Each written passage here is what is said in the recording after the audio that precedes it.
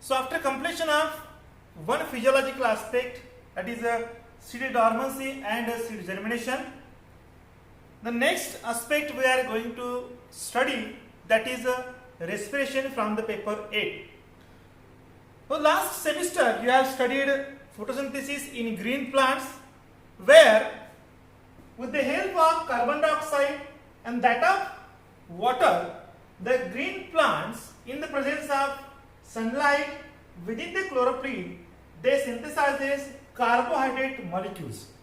Now these sunlight energy is conserved in the bonds of these carbohydrate molecules.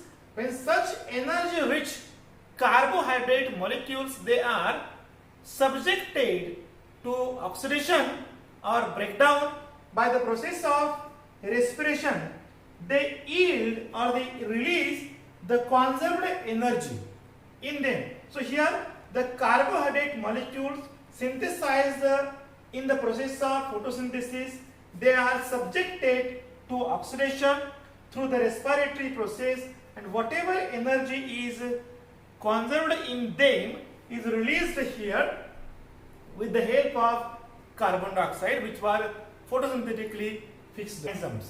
So it is the characteristic of plants, it is the characteristic of animals.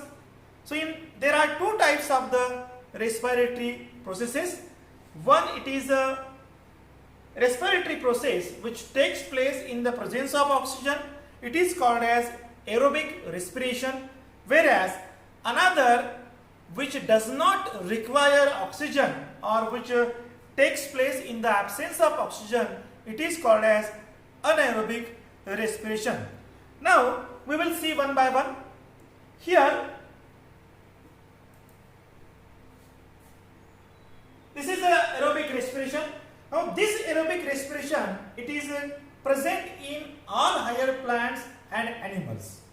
Now in this respiratory process, the carbohydrate molecules, they are completely oxidized, they are completely degraded, and here the process yields the large amount of the energy. Large amount of the energy is released during this aerobic respiration.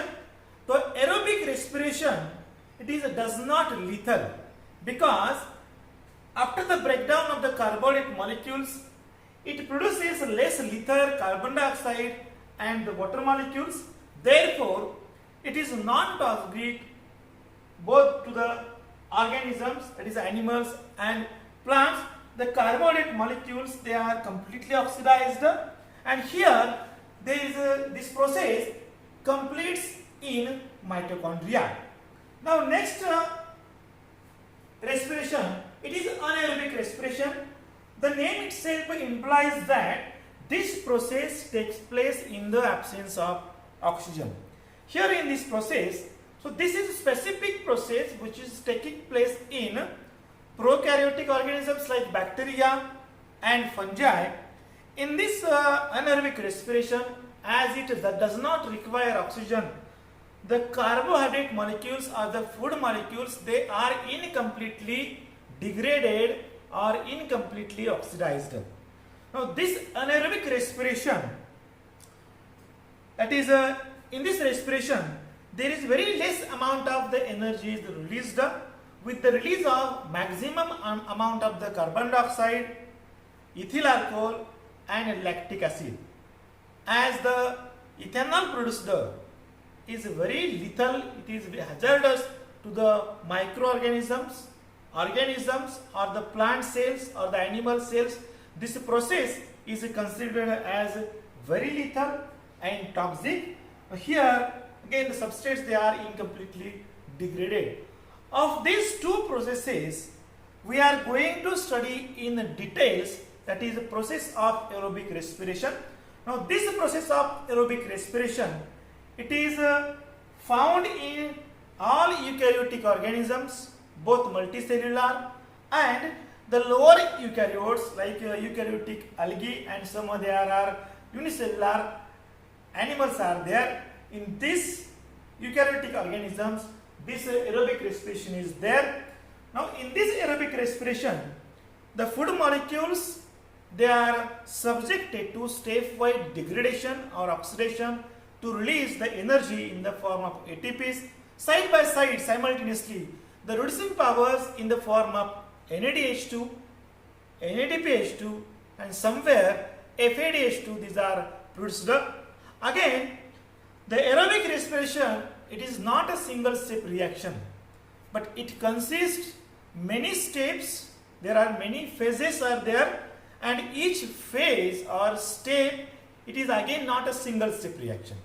So each phase is again containing many steps together, and each step is carried in the presence of a specific enzyme. Therefore, the aerobic respiration, it is the multi-step, multi-enzyme reaction. So what are the phases of this aerobic reaction, aerobic respiration? The first phase, it is the glycolysis or AMP pathway. The second phase is called as oxidative decarboxylation of the pyruvic acid or conversion of pyruvic acid into acetyl coenzyme molecule. The third step, it is a Krebs cycle or it is called as a TCA cycle.